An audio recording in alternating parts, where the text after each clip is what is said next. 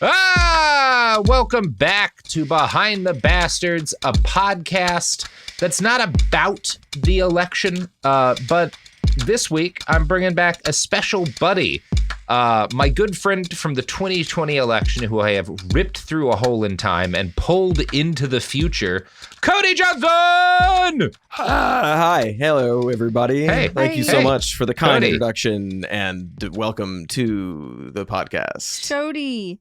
Hello. Yeah. Shody's Yeah. here. Welcome to the, I don't know if it's, I wouldn't say it's the worst year ever yet, because really, as much as everybody's unhappy, I don't know, 2020 was pretty bad. I keep going back I and feel forth like a on lot that. more people died still in 2020.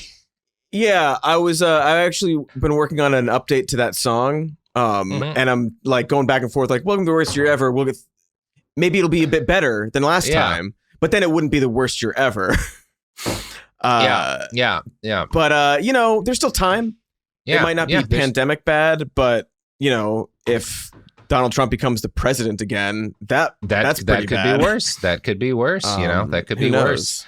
Yeah, I mean, it's. I have mixed feelings, as we go through this horse race, Cody, because it feels like, the upside of if Donald Trump gets a second term is you will finally be punished for all of your many crimes. But the downside is that I might be punished for all of my many crimes. That's tough. Yeah. That's tough. I know.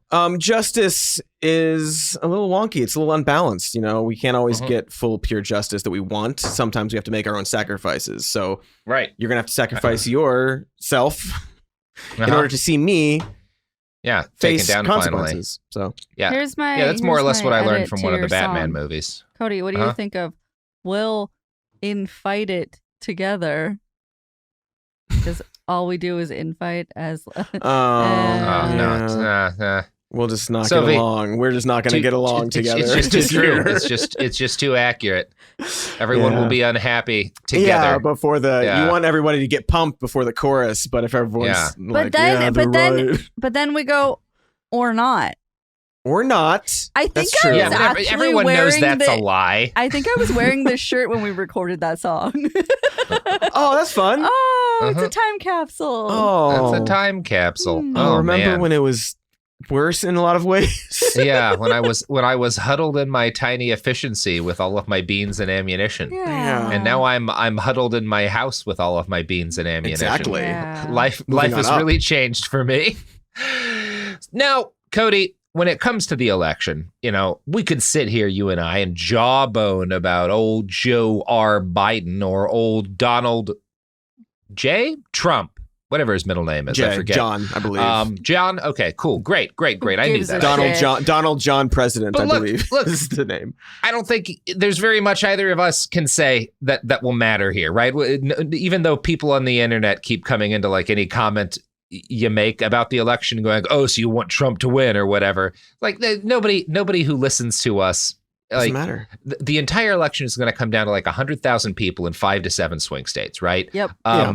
So let's talk about a guy who actually could influence the election, the most popular third-party candidate in like a generation, assuming that is roughly 25 years, something like that. Yeah. Bobby F. Kennedy Jr., Bravo. RFK Jr. Yes, currently polling at 9 or 10% in a lot of places. It depends on where you go, but like I think nationally that's broadly accurate. I also think that there's a lot of flex in those numbers. You're talking polling 9 or 10% and like plus or minus 3-4%, error rate. So he very well could wind up not being influential at all, but he could siphon away enough votes to cost Biden the election or cost Trump the election. It's kind of a toss-up. We don't really there. know. Yeah, it's kind of a toss-up. I think most of what I've seen has led me to expect he probably takes more votes away from Trump, but I think so. Nothing conclusive. It's really hard makes me to say that, right?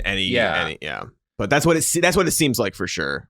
Either way, he definitely could be the decider of the election. It's not impossible, given, again, how kind of narrow things are probably going to come down in a handful of swing states. Yeah. It's not impossible that he winds up having a pretty sizable impact. So I figured we should talk about the guy, especially because in kind of a remarkable turn of events, a bunch of articles, I think Vanity Fair published the first one, have come out in the last week accusing him or publishing allegations that he sexually assaulted women. And he has had kind of a unique response in which he's basically said, yeah, maybe. You might hear more about this. I don't even know about that maybe. Denied it. Like, yeah, because he apologized. He's like, how can I make this right? When he was reached out to directly by one of the women. And his public statements have been like, yeah, you'll probably hear more about this. I mean, he said even when he'll mention that even when he started running, he's like, yeah, I got a lot of skeletons in my closet. Yeah. I'm a dude who's done a lot of bad stuff. He was essentially like, I didn't eat that dog, but I didn't eat that dog. Yeah, which he did. Which he did. I have read now every piece of writing I can find on RFK Jr. I've gone through a biography of the Kennedy family. I have gone through a biography of the Kennedy family specifically after the assassinations of JFK and RFK. I've gone through a biography of Bobby Kennedy and as many articles as I could find on the matter.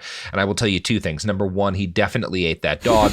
And number two, I'm actually not surprised that he both is perfectly willing to admit that he sexually assaulted people, genuinely thinks that he feels bad about it. Now, I'm not saying he actually does, because I think the act of being a Kennedy might be fundamentally deranging. And primarily what we'll be talking about in these episodes, this is not a list. We're going to talk about some fucked up shit that Bobby Kennedy did, but mostly what we're talking about is the creation of the Kennedys as a concept is maybe the most profoundly abusive thing that's ever happened to a group of children. Yeah. Like that's really the story these next 2 weeks. You're creating a royal family from scratch, basically. And And with none of the royal families, I don't think I don't get these sense from looking at the current members of the House of Windsor that it's good for you to be a member of the House of Windsor. It seems bad. But there's a support network outside of the family set up. The whole country is kind of a support network for the royal family. And so usually there's limits on how far out they spiral. That didn't exist for the Kennedys. And that's part of, anyway, it's an interesting story. So we're going to talk about that this week, Cody. But first I wanted to ask, how do you feel about Bobby Kennedy? You know, how do you feel about I scratch that. How do you feel about the Kennedys? I have no strong opinions in that, like, I'm not a huge Kennedy fan. And mixed, I think I would say, probably depending on the Kennedy we're talking about. I don't like political like dynasties and like that aspect of it. I'm just like very much against. And about him specifically, seems like he's got a lot of problems and a lot of stances that I disagree with heavily. So I would say I'm generally anti, but not in a way that I can articulate further. Yeah, you land kind of about where Bernie Sanders did with one giant exception. Anyway, let's move on to ending the cold open and moving on to the hot open.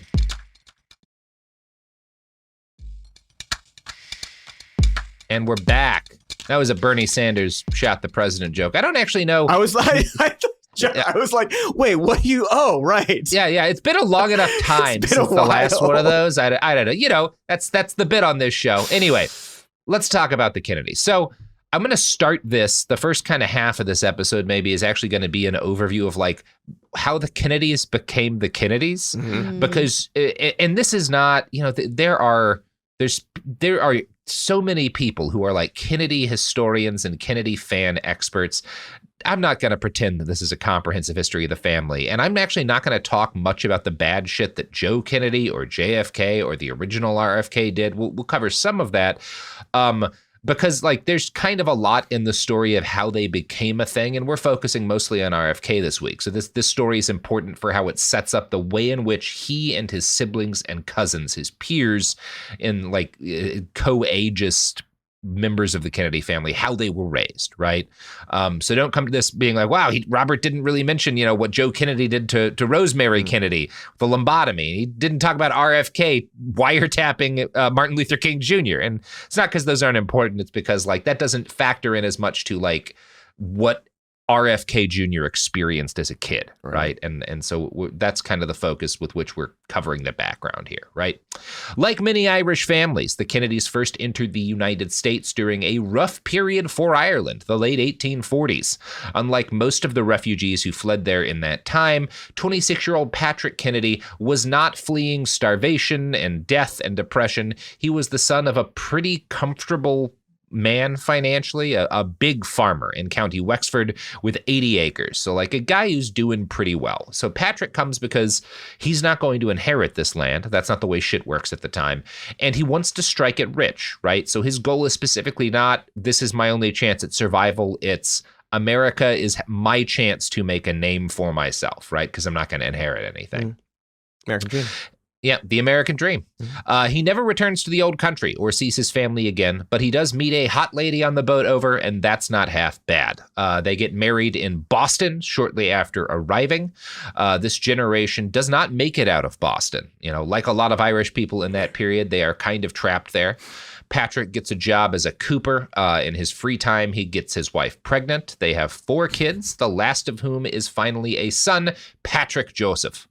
Now, Patrick the First, the original Patrick, having been put on this earth just to make Patrick Joseph, dies immediately after his son is born of cholera. Like, just instantly. Got it. All right, we did it. Got it done. Yeah. Got it done. Made sure that baby made it out of the birth canal and then dropped the fuck dead. Yeah. Dedicated. All right. Yeah, dedicated. He knew what he was there to do. Focused. Yeah, exactly.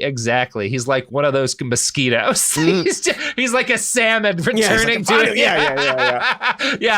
like a salmon returning to Boston to spawn. So in total, the first Kennedy family patriarch only lived 9 years and died, never having made any kind of fortune or real impact himself. He is going to be the last Kennedy patriarch to kind of have a quiet, unimportant death, right? Yeah. Within the kind of the context of how the nation sees it. Since Patrick Joseph, the baby, is, because he's less than a year old, I think, when his dad dies, was the only male left in the family, the job of making a fortune fell entirely on his shoulders. And his earliest memories were basically that, like, everyone is expecting me to figure out how to make something of this family, right? All of his sisters and his mom are obsessively focused on just his health and well-being. It's a lot of pressure. Goo goo gaga. I'm just a fucking baby. What do you want me to do? Yeah, right. It's a lot of pressure, and it's like, I can see how this is going to make a man who is narcissistically focused on like being the one wealth. guy. Yeah. God, what a complex. Right out of the gate. Yeah. Right out of the gate. The thing that the Kennedys have been doing since before they had any money is putting so much pressure on their young men that the kind of only way for them to grow up is completely deranged. Yeah. And that sometimes makes a guy who's really good at making money or being the president. Tends to, but it can help. Yeah. It can help that a lot. Yeah. Yeah, putting immense pressure and then dying. Yeah, and then dying immediately.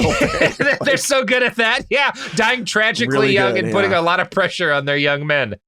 So Patrick Joseph goes to a Catholic school. He helps their mother work in the small shop that the family owned. He takes on odd jobs as a teenager, working hard for his family, but never quite able to get ahead. This changed when he was 22, and he sees a damaged old saloon building for sale on Haymarket Street. He gets loans from his sisters and his mom, and soon he's got a business. He's got an actual bar going, and he is very good at running a bar. He is a competent business owner, and he is, because when the way politics works in this time, right, the city is largely run by Democrats who are not Irish and who do not want Irish people anywhere near power, but who are kind of reliant upon them for votes, right? So Irish folks are restricted in what jobs they can hold in the local power structure. They're, as you're probably aware of by stereotypes, they're welcome to become police officers. There's a few local elected offices that they're able to take, but for most of the mid-1800s, higher elected offices are pretty closed to Irish immigrants. And, once Patrick Joseph buys his bar, the status quo is starting to change. And because he's now a business owner and because bars are a social center in his society, he kind of immediately gets shunted into a part of the kind of power structure, right? Because like that's where a lot of dealing happens. Yeah, that's social lubricant, all that kind of stuff. Yeah. socially, you're paying bribes, right, as a business owner, right, to the police, to everything. Like, you just kind of wind up involved, right? The actual government at the time is hideously corrupt and incompetent and provides basically no security or like meaningful services to people in the city. And as a result, in this period of time, it's best to look at the Democratic Party as kind of a mafia. But it's not just a mafia that like takes bribes from people and is hideously corrupt. It also is where you get your social services. If you are in the Democratic Party and you are providing them with your vote, they offer you primitive forms of welfare and a kind of social stability. The Democratic Party is a shadow state in Boston, right? This is the only part of the country that has something like this, but that you can't think of the party as like what it is now, right? Where it's like, this is, how we get and change policy. It's the party is almost like a social club that guarantees me some kind of stability in exchange for my vote, right? And in exchange for some of my money sometimes, right?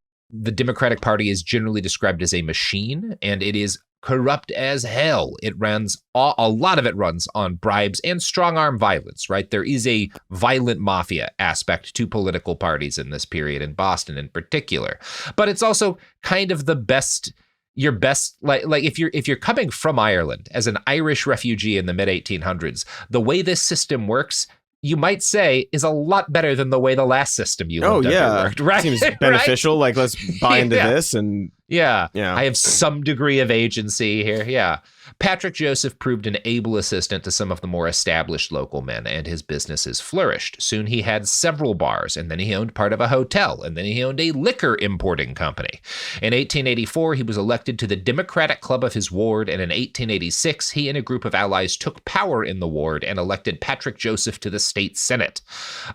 This is better than Irish people had been able to do in the generation previously, right? But it's still kind of gonna be the top of where he's able to reach too. Like there's the ceiling to like, the old Democratic power structure still is able to keep the Irish from getting too much higher than that, right? Now, like a good Irish boy, he marries a girl named Mary from a family that happened to have more money than his family. And by this point, he's got a bit of money too. He's not rich the way they're going to be a generation later, but the Kennedys are very comfortable at this point in time. And Patrick Joseph keeps sliding up the greasy pole of Democratic Party politics. State legislator is as high as he's going to rise, but he doesn't take this sitting down. A lot of his bills, the things he tries to get through in the state legislature, get stymied by this kind of ossified power structure that doesn't like this uppity Irish kid. But PJ succeeds in building an army of loyal goons at the local level. In 1898, he launched an ambitious attempt to oust his rival, Martin Lomasney, for control of the city Democratic nominating process. And it doesn't quite work, but I want to describe how that went by reading a quote from a book called The Kennedys by Peter Collier and David Horowitz. Quote, "Playing by the rules of the day, PJ had his troops put up blockades around the convention site. They kept rivals out until the Mahatma," that's the nickname for his rival, "disguised his delegates as a funeral procession and smuggled them through Kennedy's lines in a hearse." That's wild. The bygone days. Mm-hmm. Honestly, gotta try something. It doesn't seem worse than how shit's working now. Maybe we could have a little bit more slapstick elements in our politics. There's Why not? More comedy of errors in their politics. Yeah, it's worth a try, Cody. That's where I'm gonna land. Now, this Collier and Horowitz book is controversial among Kennedy nerds because it does make claims about, for example, the next Joe Kennedy's involvement with organized crime that are not really provable. And it seems to have done what a lot of Kennedy books do, which is there's often multiple stories about what happens with the Kennedys, and it usually believes the most salacious version, right? That said, there's also it includes just a lot of interviews with Kennedys who were in and around, like members of the family. And so even with these things that are when they're sources people will question or have issues with, you can't just discard them because sometimes it's like, oh, this is where David Kennedy gave his side of events, right? And like, so we can't just ignore entirely these books either. But a lot of Kennedy history is tabloid gossip, right? Mm-hmm. Because they're the Kennedys. Yeah, exactly. Yeah. You want the clicks. Yeah, exactly. Like that's what we're doing here, right? We're all getting clicks from the Kennedys, the Kennedy industrial complex. Yeah. Gobble up your salacious crumbs. Yeah. Oh, wow. What a great Star Wars reference, Cody. It's for you. Somewhere George Lucas just got like a little trigger of dopamine into the back of his brain. That's why I do it for him. Yeah. And his brain chemistry. Continued editing his cut of Red Tails 3, which no one but him and his two friends will ever be allowed to see. 4. I'd watch it. Yeah, of course. I would watch any of the movies that George Lucas is producing for no one but him and his friends in his crazy mansion. Gotta get into that ranch. Yeah, let's do a Mission Impossible to break into the George Lucas ranch. Yeah, watch his terrible movies. Yeah. Well, these are just unwatchable. One of them was literally just Morbius, and I know he hasn't seen the original Morbius. He just happened to make the identical movie somehow, frame for frame, just like he's locked into it. He built his own AI and recreated Jared Leto independently. Generational talent. Terrifying. So Patrick Joseph's story mostly isn't interesting to us. Other than that, he wound up topping out at kind of the highest level of power available to an Irish immigrant son at this stage. And he probably fair to say he pushes how high someone in right, his it seemed like he sort of led the right? way of like, now we can do that. Yeah, he's not the only person doing that, but certainly one of them, right? Certainly on that edge. He kind of winds up as a ward boss and a moderately wealthy small business owner. And his son, Joseph P. Kennedy, was born in 1888, kind of midway through his dad's journey up the Democratic Party ladder. We can infer that Patrick Joseph and his wife never quite got over the frustration of being locked artificially out of advancing further. Mary Augusta insisted on Joseph Patrick as the name for their son rather than Patrick Joseph because there's two stories. One is that she didn't want him to be a junior, right? Thought that might be bad for him in some way, might be bad for his advancement. Yeah. There's also claims that she told relatives that she thought that Joseph Patrick sounded less Irish than Patrick Joseph. And honestly, those are the two most Irish names I can conceive of. Yeah. If I had to rank them, she's right. Yeah. But I'm not going to do the accent, but I hear both of those names in an Irish accent in my head. Yeah, it's kind of 6 to 1, half dozen the other. You're not really moving the needle much there. Yeah. Nobody's going to think Joseph Patrick's an Irishman. Exactly. That's not a very clever trick, but Yeah, I don't really know how much that worked for you. Horowitz and Collier write, she was proud of the status in the community that PJ's political activity brought, yet aware that for proper people, the Bostonians who'd moved away from the Irish as a fearing contagion, politics had become a faintly disreputable profession. She wanted Joe to be somebody in a way that her husband, whatever his place in the hierarchy of Irish Boston, was not. Sometimes Joe went with his father on his rounds. For the rest of his life, he remembered one election day when they were walking down the street and a Kennedy lieutenant dashed up and proudly reported that he had already voted 128 times. Oh, yeah. Oh, that's golden. That's the good stuff. That's just the good stuff. That's that good old timey. Got 128 more in me before the evening's up. Go out and participate in democracy as many times as you can. Again, it's. I feel kind of similarly about democracy these days that I do towards sports, where it's like, yeah, just let them take all the crazy drugs they want. Let's see who can be the best at drugs. Yeah, let everybody cheat. See who's the best at cheating. Just go for it. Give them all knives. Why not? Yeah. Give them all knives. Fuck it. Yeah. We're the knife party now. We just do knife stuff. We're the. All right. Yeah, nobody wants to get inside the knife party convention. Dangerous place. Yeah, it was an open tent, but then they slashed the tent down. Now there's no tent. Too many knives. Yeah, too many fucking knives. Yeah, that's not that far off from the fact that at the RNC and the soft zone around it, guns are legal, but hard-sided water bottles are not, nor are soup cans.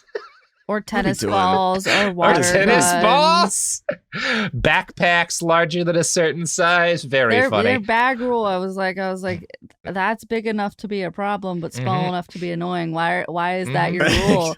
That makes no sense. You just explained why. Yeah, nobody can fit a bomb in a small backpack.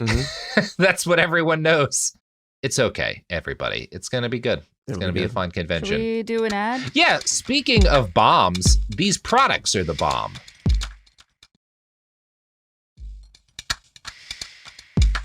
Oh, dilly. We are back, my friends. We have returned to the podcast where we talk about Bobby Kennedy. But first, We're going to talk about young Joe Kennedy, mighty Joe Kennedy Young.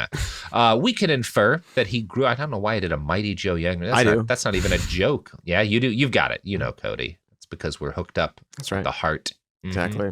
The people are clamoring for more mighty Joe Young references. That's right. Thank God. We're gonna fucking give it to him. Yeah. This is gonna be what saves content from AI. Yeah. Well, whatever it takes, honestly. There's not enough mighty Joe Young in everyone's online discussions for the AI to make a good joke about it. They don't even know what it was, you know? They don't know there were two. It's like trying to get an AI to talk about Hootie and the Blowfish. What's it gonna do? There's like 3 comments about that shit on the modern internet. Anyway, sorry, Hootie. Not sorry to the Blowfish. No. They know what they did. Yeah. Young Joe Kennedy, we can infer, grew up with a certain level of comfort around the idea of mild to moderate criminality to further his political ends, right? That is the norm in his period of time.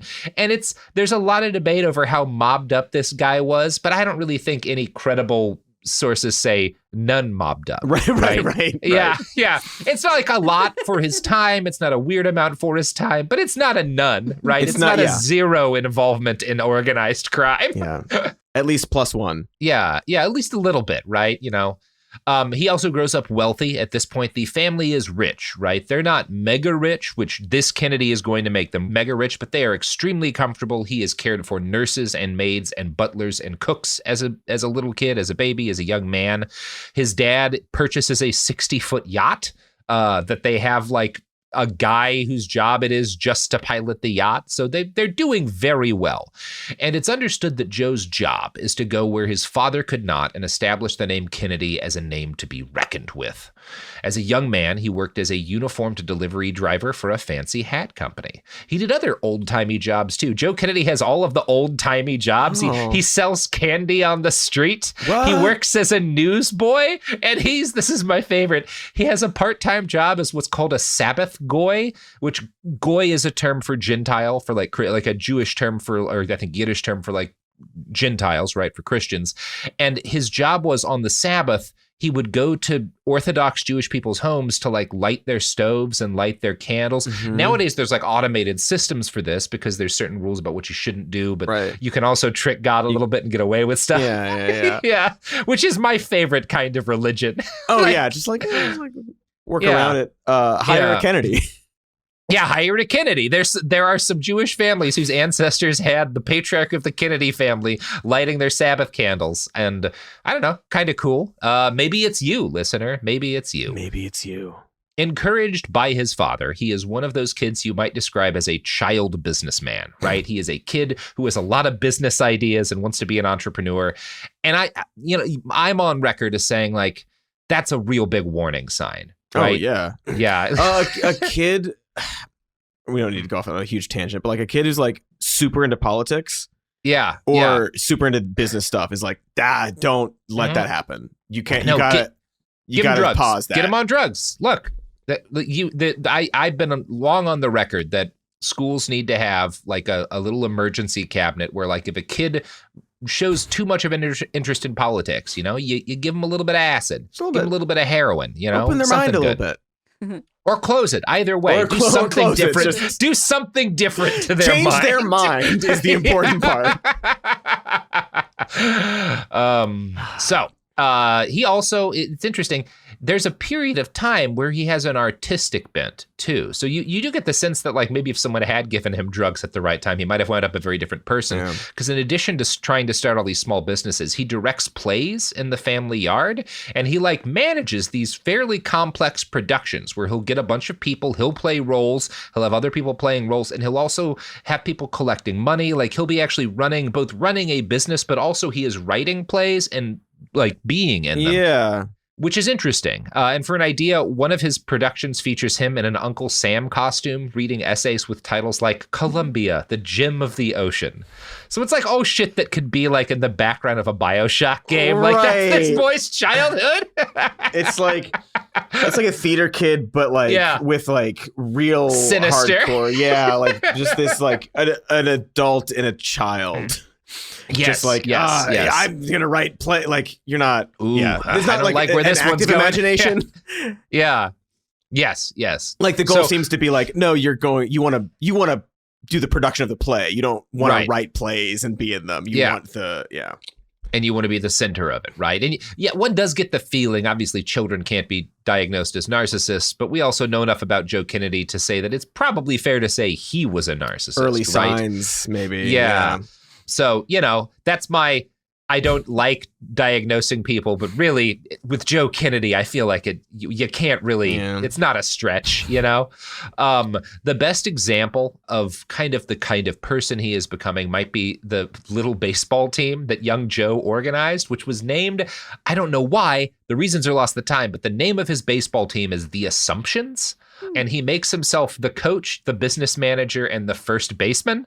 I don't know why The Assumptions. He just wants to do everything. That's an odd name. It's a good band name, actually. It's a good band name, yeah, for sure. Yeah, solid band name, He doesn't want you to make an ass out of you and me. I don't know. Yeah. I don't know that joke existed, man. No, Maybe he created it. I don't think he did, but it's really kind of a very strange name. I think it's got to be that there's that like Babylonian joke, the first record of like an actual structured joke that like the punchline is something like a dog in a bar, and like nobody actually knows what was supposed to be funny about it, but like we get that it was supposed to be a joke.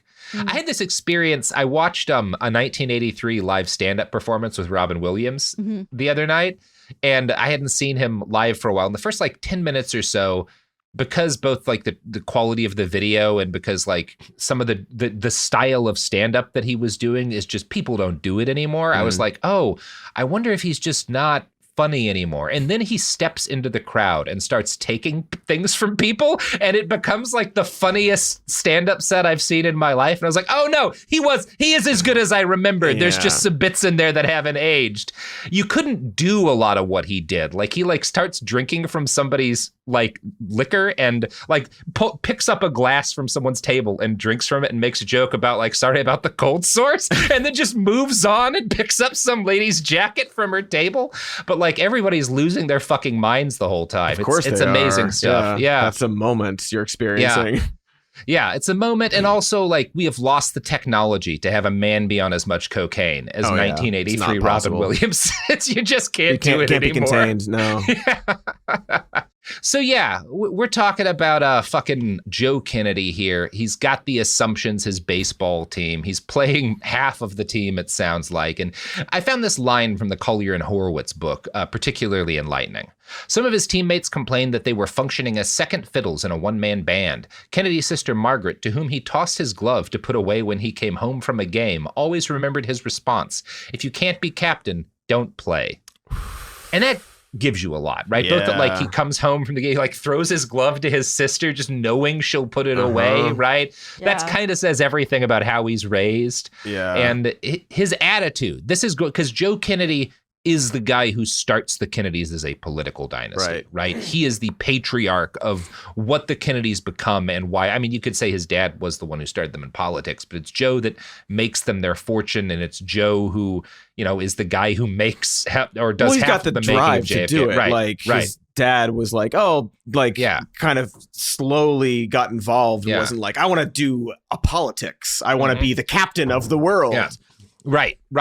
And Joe is, whatever else you want to say about him, an intensely capable man, right? There's no disagreement about that, right? He's also an intensely bad man, in my opinion. Again, he orders later in life a lobotomy on his daughter because she's likes boys too much, right? That's the gist of what goes down. We've talked about this in the lobotomy episodes. But he's capable. He's incredibly good at everything he puts his hand capable to. Of monstrous things, but he's also just like, no one else in the Kennedy family is really going to be. RFK might have wound up that way if, the thing that happened hadn't happened, but like JFK really isn't, like JFK is to a significant extent supported by the folks around him. Joe Kennedy is the most capable, I think, of the Kennedys that I have read about. And it's not for nothing that by the time he comes around, he is our now we are in our second generation of Kennedy boys who are raised by a crowd of sisters and aunts who make the boy or the boys their primary responsibility, right? And Joe is the first era in which this is happening and the Kennedys are kind of wealthy, right? Mm-hmm. So he grows up egocentric and obsessed with the idea of proving his own and the family's greatness. But he is also the last Kennedy that where there's enough connection to the real world that he's really capable of understanding it or succeeding. Right. I think because things are going to get a lot more deranged after this point, right? I don't fully know why, but that's kind of my read. The pressure that we've talked about so far is one aspect of it, but then you just add you're also growing up wealthy. End of story. You know? Yeah. You've at a certain point, it's like making copies of clones or whatever. You've just introduced too many transcription errors. Things have gotten deranged. It's a multiplicity situation. Yeah. It's exactly. It's a multiplicity is actually inspired by the Kennedy family. It's true. So Joe does well enough that with some of his dad's money, he gets accepted to Harvard, where one classmate said he, quote, sucked up to important people quite ingloriously and without scruple, which sounds about right to me. He is a bad student, shockingly bad when it comes to technical stuff like finance. And this is shocking because he's going to be one of the most successful bankers of all time. So I kind of think Harvard might just suck as a school because he's clearly not bad at this. Yeah, he's also at that point, organized so many different things and been able, like you're saying, very capable of manager, all the things. That is a lot. This might just speak to the quality of Harvard's education at the time. He's not wildly successful socially either. He's not great with people, but he does manage to catch the eye of the mayor's daughter, the mayor of, I think, Boston's daughter, Rose Fitzgerald, from which I think John gets the F at Kennedy. I think that's why the Fitzgerald comes into the family. Joe becomes a banker. Long story short, again, we could actually, maybe we'll do a whole series of episodes on Joe, but he becomes a banker. He starts as an examiner for the state government with all of the corruption that implies, right? Again, the debate is how mobbed up was he? But there's no involvement in corruption and crime if you're anywhere close to this part of the political process in the period, right? There's no zero. Yeah. You got some stuff on you. You got something going on, right? Before long, through some complicated and questionable financial maneuvering, he's able to put together the loans and investments to buy a bank of his own, and Joe Kennedy becomes the nation's youngest bank president at age 25. His goal at this point is to become a millionaire by age 35, which is a sign of how modest his ambitions were compared to where they would end up. And for an idea of that, he dies worth at least $500 million. You know, he's extraordinarily wealthy, $500 million. And we're talking a while ago. He passes in 70, 69, something like that. So that's a lot more money. Yeah. He became a billionaire, basically. For all intents and purposes, yeah. right? Now, there are, again, persistent allegations that he was heavily involved in bootlegging and more serious crimes during the Prohibition years. I don't think this is true, that he's a bootlegger doing actual fucking Capone, kind of shit. I think it is kind of the sorts of corruption that a lot more people are involved in. His biographer, David Nassau, claims to have found no hard or even very soft evidence of bootlegging in researching his book, The Patriarch. And I believe David when he's I would have loved to have that in my book about him, that's fun, right? But I just can't. Yeah. Speaking of not being involved in bootlegging, I can't prove any of our advertisers are involved in bootlegging. No hard evidence. No hard evidence. No proof. A lot of allegations. I'll make some of them, but no proof. We're back. So most of these allegations of bootlegging and really serious criminal involvement from Joe don't crop up until the late 60s. So they're part of the mythos around the Kennedy assassinations, right? As this article for History.com notes, various mafia characters came out of the woodwork to back up the accusations against Kennedy. Al Capone's piano tuner said that he overheard conversations between Scarface and the elder Kennedy. The ex-wife of another Chicago mobster claimed her son used to do business with Kennedy. Nassau doesn't believe these stories, mostly because Richard Nixon, when he was running against JFK in 1960, hired a team of opposition researchers to investigate the Kennedy clan. They found all sorts of dirt on Joe Kennedy, says Nassau, but not that he was a bootlegger. And I think that's a fair way to list it out. It's he's doing crimes because you have to be involved in politics and business, banking at his level. There's not people who own banks today who aren't doing some crimes, right? But he's not running rum because why would he be, right? What's the where does that get Joe? Yeah. So where he does make his fortune is as shady as bootlegging. Hollywood. And again, Hollywood in the 20s is also very organized crime. A lot of the Hollywood studio families got their start as like these were primarily like Jewish gangsters in the East Coast who move over to the West Coast for a variety of reasons. But like that is the root of a lot of early cinema money, right? It does come out of crime because like a lot of it's porn, right? Like that's how a big chunk of this industry gets its start. Joe Kennedy buys a dying studio and he reorganizes it to mass produce what we would now call B movies. Nassau thinks this is where a huge amount of his early money comes from, right? And he's able to make this profitable, not just because like the movies make money, but because he is one of the first CEOs to demand his pay in stock options, and he is really good at manipulating stock prices, right? Yeah, we love to do that. We love to do that. Love making fake money. And a lot of what he's doing is stuff that is illegal now. We would say like he's insider trading now, but it's not illegal back then. Right. So like it's shady, but he's really not breaking the law as much as people would think, right? Joe is a guy with a lot of eyes everywhere, and so he sees the 1929 crash coming, and he sells off basically everything he's got, and then he shorts the entire U.S. economy, basically. Like, he shorts the stock market, and that is the primary source of the Kennedy fortune, right? He bets all of this money that he's accumulated on the Great Depression happening, and Black Tuesday makes him one of the richest men in the country. Wow. That is the Kennedy money. They shorted America. That's so darkly poetic. Yeah, nice work. Incredible. If you can get it. Like, yeah. Maybe I'll do something like that for this fucking election. Throw all my money on RFK. I mean, there's a way to bet against America that will make you so much money. Yeah. There's a certain kind of betting on America that will always work. The trouble is figuring out at any given moment what that kind of betting against America is. Joe's always going to be great at making money. This is a thing that he never really loses his head for. And again, he dies worth $500 million or so. I think it's kind of unclear entirely. And this is where the Kennedy family fortune comes from, because no subsequent members of his family are nearly this successful, and they don't have to be. But Joe never managed to build up momentum in the area that mattered most to him, which is elected office, right? As we'll talk about, he is influential in politics. He becomes a powerful man, but he doesn't get elected places. That's not really how he makes his way in. And so as he starts having kids in the early 1900s, 9 of them, he lets the boys know that a lot is expected of them, right? I am having you because, like me, I want, like my dad said with me, I want you to go further than I went, right? I want the Kennedys are going to run this fucking country. Yeah. That's so much like I did better than my dad, and you're going to do better than me. Also, I'm worth $500 million. Yeah.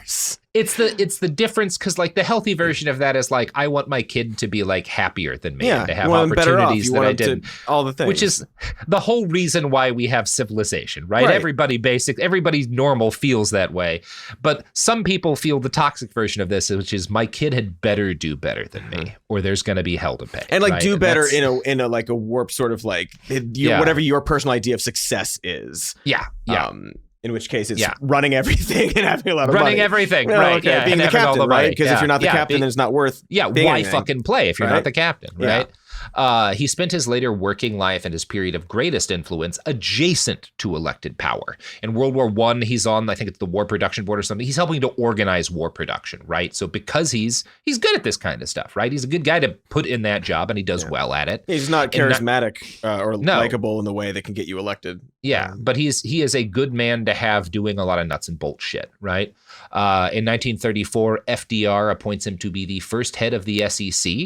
He is the first Securities and Exchange Commission guy we have, and it's the guy that shorted the stock market. Wasn't technically doing crimes, but it was legal then, motherfucker. It was legal then. That's God. So much poetry in this man's It's great. Life. Yeah, you love to see it.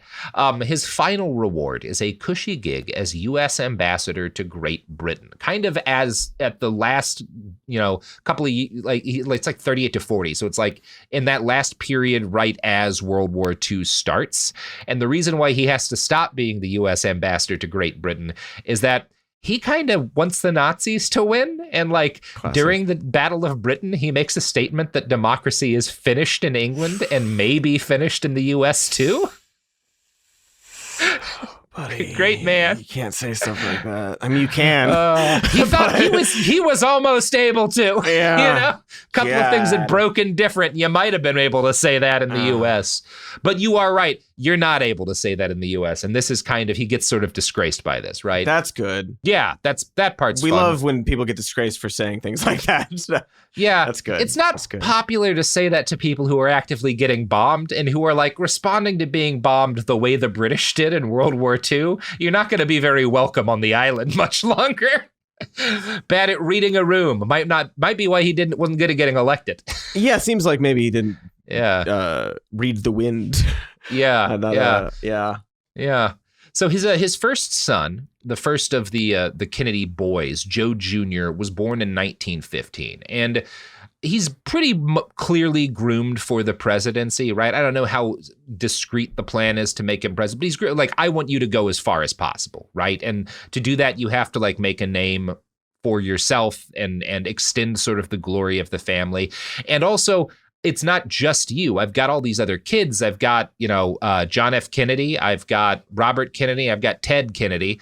And all of them are going to be asked to compete as kids whenever they're like swimming, when they're playing like football in the yard, when they're doing like they're constantly in competition with each other. And Joe is constantly setting them in competition with each other. And they are all raised.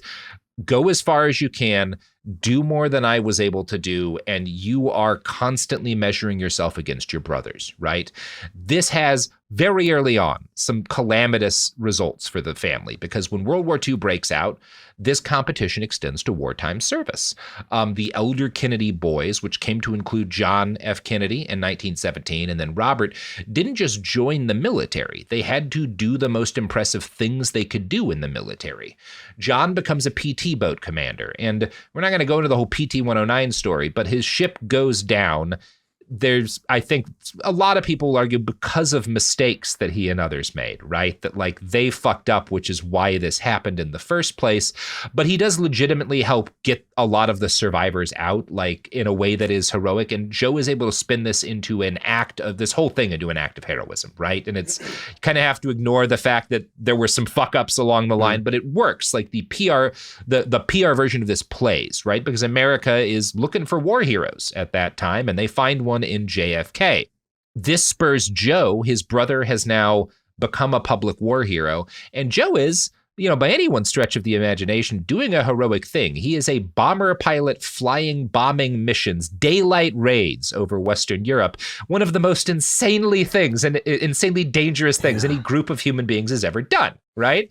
And he flies the required, there's something like 20 missions you have to fly, and at that point you can stop, right? Because it's so dangerous. Right. They're like, once you've reached this, yeah.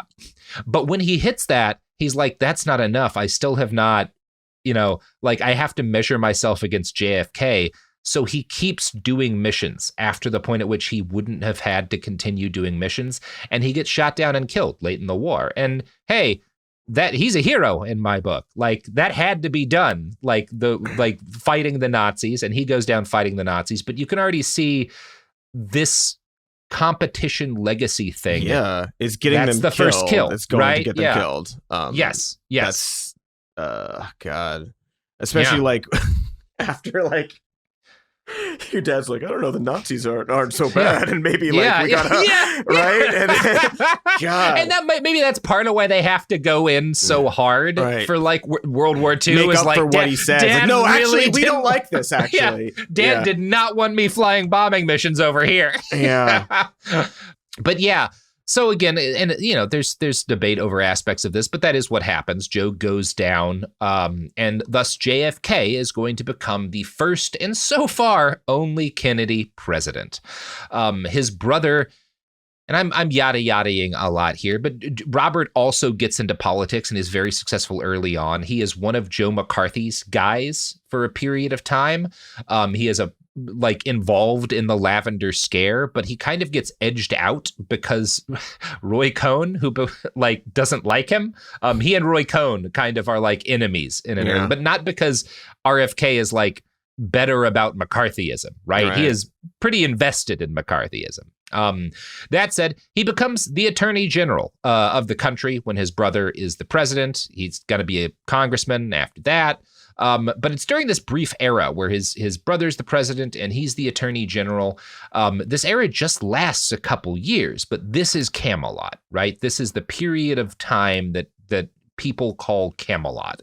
And it's legitimately like a heady time to be a Kennedy. And this is the period of time, this very brief period where JFK is the president, RFK is the attorney general, and it's very clear to everyone after JFK finishes being the president, Bobby Kennedy is probably going to become president, right? There's not a lot of people who doubt that even at the time. He is that kind of, and he does his share. Again, he like wiretaps Martin Luther King Jr., you know? Like, there's a lot to criticize about this, but from the perspective of the populace, these are two handsome, young, intelligent, capable men. One of them is the president. His brother's probably going to be president next. The American economy is like half of the world economy. Of course, people remember this as a golden age, you know? Yeah, I know. And it says a lot that it lasts, like 2 years, something like that. Right. It's not a long period, you know? And again, but this is the period that RFK Jr., our RFK Jr., the subject of these episodes, is going to have his first memories. And Robert Francis Kennedy Jr. was born on January 17th, 1954, in the Georgetown University Hospital. His father, Robert, had married a member of the wealthy Skakel family, also part of the budding U.S. aristocracy. This part gets left out a lot in the histories, but RFK's wife is Ethel Kennedy, originally Ethel Skakel, and they're kind of a unique sort of quiverful type. You know how the quiverfuls believe we need to have as many kids as possible to create soldiers for the army of God. Yeah. We're going to gain control of the nation by swarming them with our kids who will take control of the levers of power. Our army of children Ethel and RFK believe that, but just for themselves. Like, not everyone should do this, but we are going to have all of the children possible so that we can flood the government with Kennedys who will take control of the levels of power. They have 11 kids, you know? Like, you're not doing that unless you really have a reason, right? And Ethel is a very driven woman. She's a controversial woman. One depiction of her is she's basically a saint, and the other depiction is she's kind of a monster. It winds up in the middle one way or the other, but she's a very driven person. There's no arguing with that. And like, within sort of the context of what can be done in this family, the boys are going to be the ones who hold office, but you can be part of the Kennedy greatness by creating a bunch of those boys, right? And creating some daughters who are going to help raise and take care of those boys, because the women in the family are focused on the men, right? And her whole thing is, I'm going to birth an aristocracy all on my own.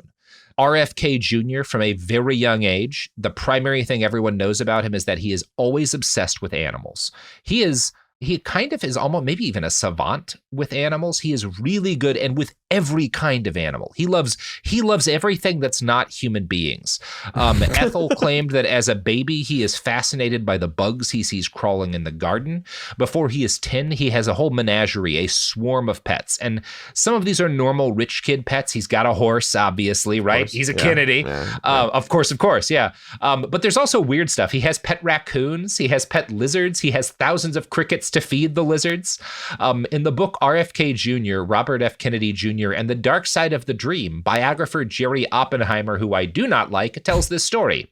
The 2008 thriller Snakes on a Plane could have been based on an experience Bobby had as a kid when he took a sack of his pet reptiles and aboard a flight from Washington National to LaGuardia in New York, and all of the slithery, scary things accidentally got loose mid-flight. As female passengers screamed and may have jumped up onto their seats, Bobby crawled around and gathered them all up. Oh, that's, this is more likable than a lot. It's hard not to like doing a snakes on a plane. Doing a snakes on a plane, and just liking animals a lot. I dig that. He posted a video the other day of just like, I found this weird lizard, and he explained what it was and like what it did, and he just seems to. That's one thing that I think is absolutely true of him is that not only does he like and raise animals, but he understands a lot about them. He actually spends a lot of his life like on all of these sort of like safaris. He spends, months of his life with like native tribes in the Amazon and shit. Like again, it's not weird that he got a worm in his brain. Oh yeah, like, no. I mean, he has spent a like... lot of his life in the wild eating bushmeat. Yeah. And dogs. And dogs. Yeah, for sure. Yeah. Probably where he got that brainworm. May have been where he got that very, brainworm. very unsurprising that he had a worm eat part of his brain. Yeah. Allegedly. Yeah, there are some mysteries about RFK Jr. That's not one of them. No. Solved. Early on. Solved early on. Now, again, this biography by Oppenheimer, like the one by Collier and Horowitz, there's a lot of good criticisms of what I will make. Again, he's like making snakes on a plane comparisons. The RFK Jr. book I've got, part of why I like it is it's published before he's a political figure. It comes out in 2015. So it is not tainted by everything that's happening now, right? So that is a really useful perspective to have on the man. And it talks to a shitload of people, a lot of primary sources who grew up with him. So you can't ignore it. But Oppenheimer is like super homophobic. We'll talk about that later. And like, you can even see some of like the bullshit where he's like, probably female passengers screamed and jumped up onto their seats. Well, no one said that. You just want it to be more like snakes on a plane than maybe it was, right?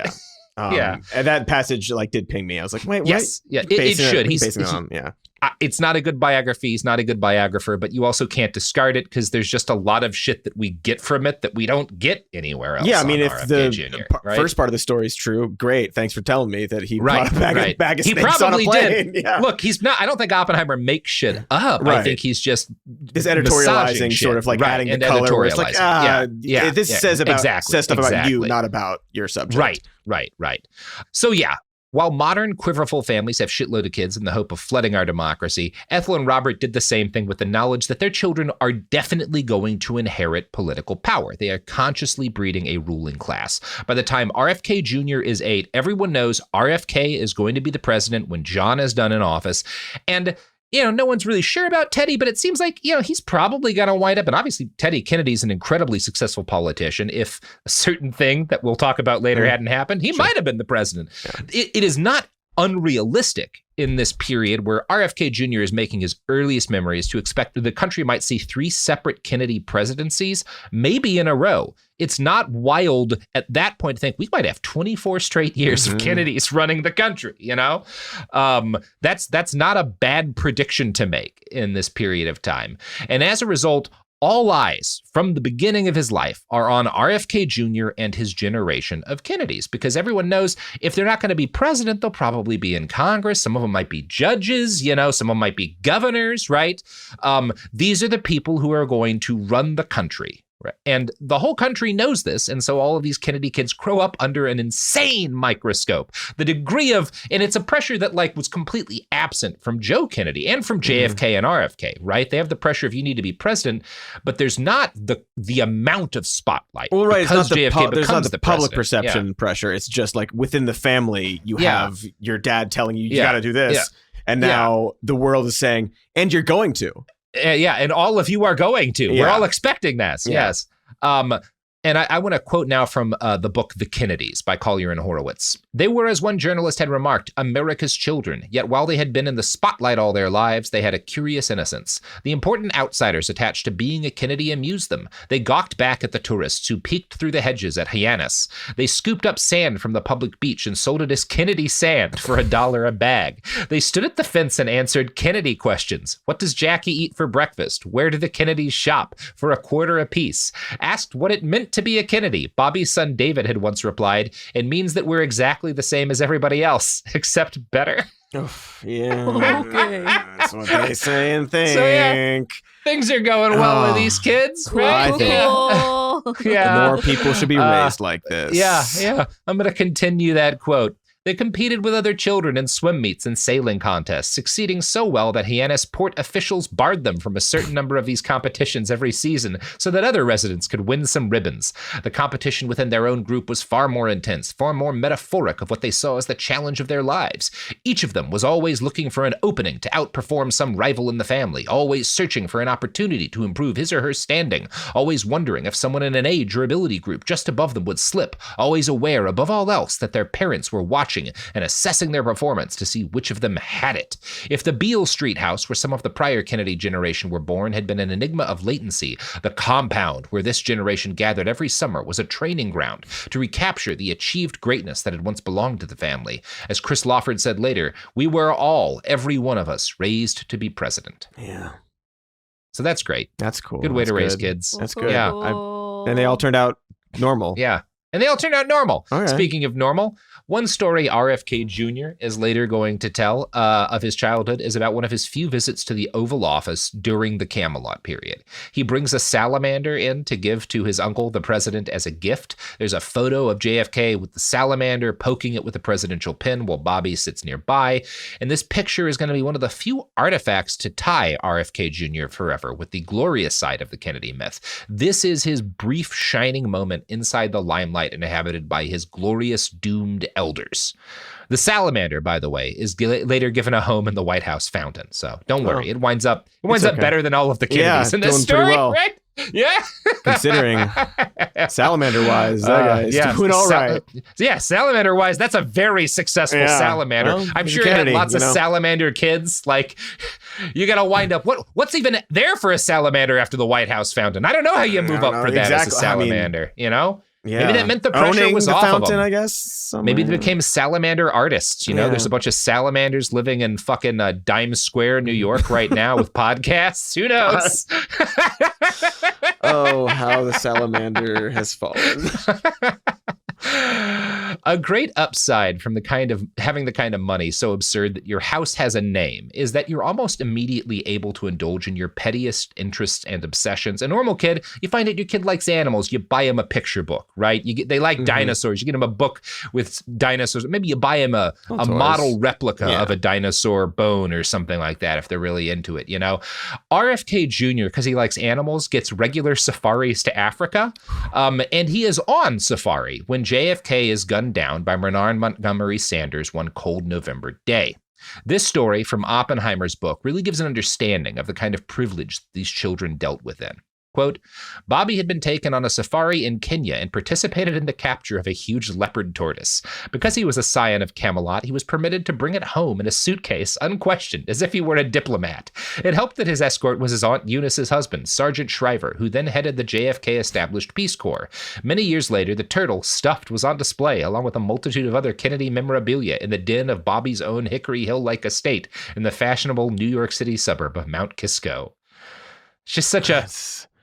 taking an endangered turtle home with him. How old was he during that time? He's like 8 or 9, something like that. That's And 9 when to Kennedy be dies. doing that.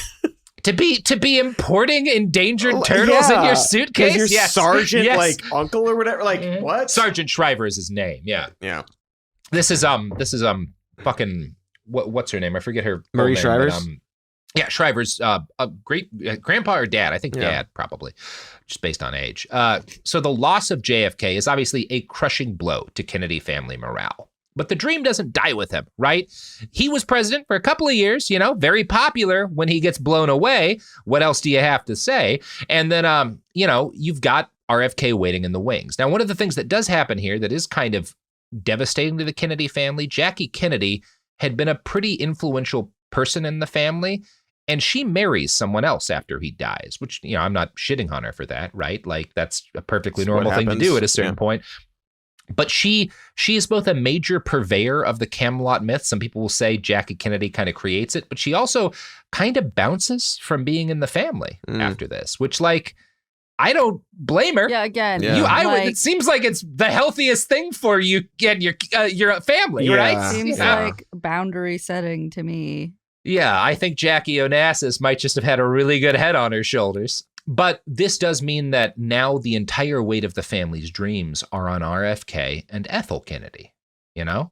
With the most glorious Kennedy out of the picture, the family legacy suddenly feels in doubt, too. There's suddenly a question like, are we going to have this glorious period of Kennedy dominance of the presidency? Are we all going to go on to be the people who run this country, right? And in short order, the older Kennedys have to, because Robert Kennedy kind of reorganizes the family, you know, in order to, hey, we still got a lot of Kennedys in the game. There's me and Teddy, you know, this can still work out. There are 50 of us. Like, right. Yeah, we got plenty. We can take a few more bullets even. Exactly. Fuck it. Yeah. So they, you know, the older Kennedys also feel like they need to re-clarify their expectations. Grandma Rose constantly repeated her favorite quote from St. Luke, to whom much is given, much will be required. And Bobby passed on the same idea in his own words, saying this: with great power America comes has great been very responsibility. good to the Kennedys. We all owe the country a debt of gratitude and public service, right? This is a noblesse oblige thing, right? We're the people who have benefited most from this system. So, of course, we owe it the most, which I would love if that meant, well, we should pay a lot more in taxes, as opposed to like, well, we should run things. We should have the positions of power to give back. Well, and to be fair, I will say Kennedys politically have tended to be more on the side of rich people should pay more taxes, right? You do have to give them that. But this idea of like, because we've benefited, we should run things is so poisonous, and it's going to get a lot of them killed, right? Yeah. It's about to get RFK killed. Even more people killed. Yeah. Yep. That is what's coming in a second. So RFK Jr. is educated in very elite, expensive private schools. The first, Our Lady of Victory, was an all-white school, and this becomes a problem during the Camelot period because JFK is pro-integrating schools, which is great, except for people point out, well, your nephew's in an all-white school, huh? that's kind of bad. I mean, that's classic. Fair. Yeah. I don't think the media is wrong to point that out. Yeah. And the Kennedys move him to an integrated private school run by Quakers after that point. The principal at Our Lady of Victory would later claim that the whole story about integration being the issue had been created after the fact. That's not why Bobby gets transferred, because Bobby and his brother Joe skipped school so constantly to fuck around in the woods and like couldn't continue to be students there. And I'd actually, he might not be lying, because that happens several more times.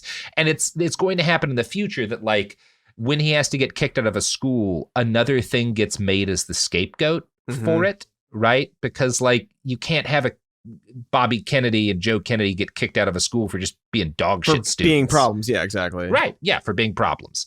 Now, RFK, because of what's about to happen, gets kind of sainted, and Ethel is going to be like, for a period of time, the most admired woman in the country after his death. They get whitewashed a lot. You would not call either of these people good parents. I would call them almost criminally bad parents. Now, part of this is that they're always away, right? They are campaigning constantly. RFK has his congressional campaigns. He's going to have his presidential campaign. Ethel is constantly campaigning on his behalf. She loves being the wife of a powerful man. She loves hosting these big events and fundraisers and stuff and being out in front.